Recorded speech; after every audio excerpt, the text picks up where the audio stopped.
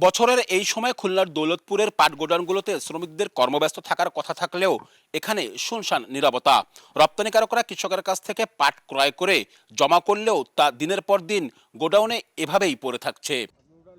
কাঁচা পাটকে শর্তযুক্ত রফতানি পণ্যের তালিকাভুক্ত করে গত ৮ সেপ্টেম্বর পরিপত্র জারি করে বাণিজ্য মন্ত্রণালয়। রফতানিকারকরা বলছেন, মন্ত্রণালয়ের অনুমতি নিয়ে শর্ত সাপেক্ষে কাঁচা পাট রফতানি বাস্তবে অসম্ভব। খুলনার রফতানি উন্নয়ন ব্যুরোর তথ্য বলছে একই কথা। গত ১৫ দিনে কাঁচা পাট রফতানির জন্য কোনো সার্টিফিকেট ইস্যু হয়নি এই দফতর থেকে। এছাড়া গত ২৭ জুন থেকে স্থলবন্দর দিয়ে বন্ধ রয়েছে ভারতে কাঁচা পাট রফতানি। এতে গত ৩ মাসে আগের ৩ মাসের তুলনায় কাঁচা পাট রফতানি কম হয়েছে ৮০%-এরও বেশি। এখন পুরোপুরি রফতানি বন্ধ হয়ে যাওয়ার শঙ্কায় রফতানিকারকরা। ১,০০০ টনের ইনকোয়ারি আছে, হয়তো তারা ২০০ টনের অনুমোদন দিল।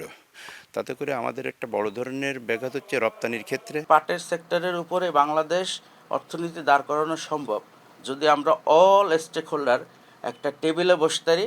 রফতানি না থাকায় খুলনার দৌলতপুরের অধিকাংশ পাট গোডাউনে কাজ নেই শ্রমিকদের। এ অঞ্চলের ২০টি রফতানিকারক প্রতিষ্ঠানের প্রায় ১০,০০০ শ্রমিক পুরোপুরি বেকার হয়ে যাওয়ার শঙ্কায়। সম্প্রতি সরকারের এই সিদ্ধান্তের প্রতিবাদে সড়কে আন্দোলনও করেন তারা। কিছুদিন আগে যে কাজ হচ্ছে তার ৪ আনা কাজ এখন আসছে, তাতে আমাকে অবস্থা খুব ভালো না, আমাকে খুব দুর্দিন যাচ্ছে। আমরা চাই কাজ হোক, শিপমেন্ট হোক, ব্যবসা করুক মালিকরা, তারা আমদানি করুক, রপ্তানি করুক, আমরা কাজ করে খাইয়ে বাঁচতে চাই। এই রপ্তানি বন্ধ হলে হাজার হাজার শ্রমিক আছে এখানে, তাদের সঙ্গে তাদের পরিবার আছে, লক্ষ লক্ষ লোক না খেয়ে থাকবে, তারা খুব অসুবিধার মধ্যে আছে। শ্রমিক কর্মচারী দৌলতপুরবাসী সহ খুলনাবাসীর পক্ষ থেকে আমরা বলবো যে কোনো মূল্যে কাঁচা পাট রপ্তানি চালু করা হোক। যদিও রফতানি উন্নয়ন ব্যুরোর দাবি, অনুমতি নিয়ে রফতানির সুযোগ এখনো রয়েছে। সাময়িক সময়ের পর ফের আগের অবস্থায় যাবে বলেও আশা করেন এই কর্মকর্তা। এই বিষয়ে আমার মনে হয় খুব বেশি উদ্বিগ্ন হওয়ার কোনো কারণ আছে বলে আমি মনে করছি না। র ম্যাটেরিয়াল একটা দীর্ঘ সময়ের জন্য শর্তযুক্ত থাকার কোনো সুযোগ নাই। নির্দিষ্ট সময় পরে